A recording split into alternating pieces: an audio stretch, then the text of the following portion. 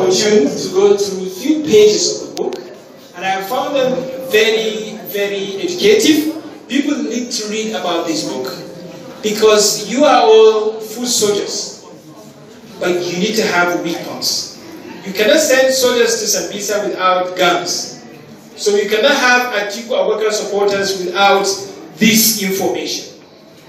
Because the content of this book can help you convince even the Buhari supporters. Because in this book, you get to know that, of course, definitely Atiku is the answer. Atiku Abubakar, his first wife, she's Yoruba woman. He married from Lagos State. And he also married from the Igbo. And he's married also from a wife from Fulani. So he's a true Nigerian. You read these personal stories of Atiku Abubakar in this book. In this book, you also understand why we need to go on this restructuring we're talking about. He narrated the agony stories, the ugly stories, of course, of what happened in the Civil War, the kind of things we are facing right now. We are not doing well as a country. We have to face reality, the questions of restructuring. And of course, power is being centered at the center. Resources, power is now accumulated within the federal. So we need to devolve this power to the states so that people have close access to the power and to the resources. So that we can create economic competitions among the states. And therefore, for us to achieve that, Atiku has to be the answer. Because he is the one who is committed to restructuring. And he said he's going to privatize NNPC. NNPC nowadays generates barely 2 trillion naira in a year. But if we privatize NNPC, NNPC will generate 13 trillion naira per year. And this is what we are losing. We thought we are doing well. 2 trillion naira in a day. BP used to be British owned by the British government. But they liberalize it. They privatize it. BP is one of the largest oil companies in the world. That was as a result of improved efficiency and performance resulting from the privatization. And now we've seen the mafia, how they monopolize the NNPC, sucking from the NNPC. Is so huge and complex. People don't know the transactions going on under NNPC. A lot of corruptions, wastages, leakages, all of these things because it's owned by government. If you say this bus is government boss, who will care to maintain it? Everyone will just vandalize it because it's government boss. But if you say it's private taxi, can you dare vandalize someone's taxi? We have to take care of it. So this is our common resource. It does not mean that we are going to lose our oil wells and these oil fields. We are not going to lose them. It's still going to belong to Nigeria. And this we're going to have a new formula sharing after the restructuring, so that states will have more access and benefits to the resources beneath their states. And other common resources will be equitably shared. And that's why Atiku has to be the answer. So therefore,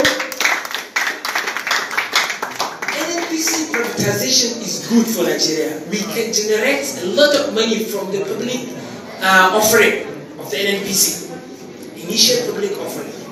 We can generate money enough to build the manufacturing sector we want to now rely on. We will generate money to build agricultural sector. Not just a traditional agricultural sector whereby they ask people to go back to farm without giving them empowerment, without mechanization and modernization. We need to generate money. Government cannot do this alone. NNPC for the past 30 years could not improve our refining capacity because of its inefficiency. But now we have Shell, ExxonMobil, Chevron operating in Nigeria, and they own refineries outside the country because they are private-driven companies. NNPC has to be profit-driven, not politically driven. And that is what Atiku Abubakar wants to do, so that we can can benefit more. It's outdated thing. Even Saudi Arabia, they are now going to privatize Aramco. They are NNPC. Brazil, they have gone ahead to privatize their national oil company. Argentina, 0% government has no control. Go to America, the largest producer of crude oil. You didn't see Ministry of Petroleum. And now we have an old man who has never been in the oil sector. He was only privileged through the military he was appointed, and now he appointed himself as a petroleum minister. Because he does not trust people. And he does not want the right things to be done. And we've seen how corrupt contracts we are giving to even oil companies that don't exist. People are being paid for importing nothing. And that can only be fixed. We are losing a lot. So the answer has to be Atiku. And jobs, we've lost jobs. They say they will create jobs. But we end up losing lots of jobs. Then how can we bring more jobs? Atiku has to be the answer. We also talk about education. Our young people, as a young child from a common man, the best thing this country can give you is quality education. If you grow up as a as a child of a common man, and you don't have access to education, you're going to be poor. Your children will be poor, and their children. We just become a modern slavery. This has to stop. And Atiku has to be the answer. And that's why he said he is going to own only 6 universities in Nigeria. Federal government will only own 6 universities. 1 university in each of the 6 geopolitical zones. In Northwest, we'll have 1 university. In South-South, we have 1 university. We are going to equip this university. We make it like Oxford University. So that people will not have to go to America to study. Because we have Oxford University in your zone. Now Nigeria will spend more than $1 billion studying outside abroad. Let me tell you, when I studied my PhD, Nigerian government spent 30 million naira for me alone. 30 million PhD. And I went to England. And what's that in England? It's only computer, internet, software.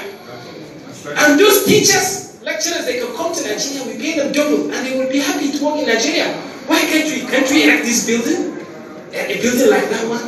We can do it. Come on, let us not be slaves. We can build this university. The remaining universities, what happened to them? Abubakar said it's going to be owned by state governments. State government, you own secondary schools and other universities. Because we are going to empower state governments, we give a lot of money. But the supervision, regulation will still be done by the central government. You understand? And anyway, this is a very long story. But the problem of education is really different, especially we, the children of the poor. And I know how privileged we are to have been lucky to acquire this kind of education. That's why maybe I was here standing talking to you. Otherwise, I would have been a young child forgotten in Katsina. You understand? There are many promising young people. What they need is just to activate their potential by giving them what? Quality education. For us to do that, the answer has to be Atiku. And finally, security. My state, right now as I speak, kidnapping is rampant. They kidnap people randomly. It's this common thing, I'm telling you. Uche is here. He's my neighbor. They came close to our house. They kidnapped one Oyibo. They ran away with him. People are now bringing their families to the town. My governor said my state is under siege by kidnappers and armed bandits. People are being killed. Go to Zamfara and see how people are killing people. Holding guns is like holding pen. This has to stop. This is not fair. We don't deserve this as a country. We should be thinking about progress and development, not just survival. And that is why Atiku has to be the answer. And that's why this election is not about Atiku. It's not about PDP. It's about us. It's about saving our lives. It's about the future. It's about Nigeria. So when we are doing this, don't think you're doing it for someone. Don't wait for somebody to give you money. Do what you can do. If you have an IT skill, if you have contacts, use everything, even if the social media. Talk to 1, 2, 3, 10 people before the election. Make sure you protect your own. These people, they don't want to let this go easily. We have to cast our vote. We have to wait. We have to protect it. Because this is about our lives, it's about our future. And therefore, Atiku has evidence. Thank you so much.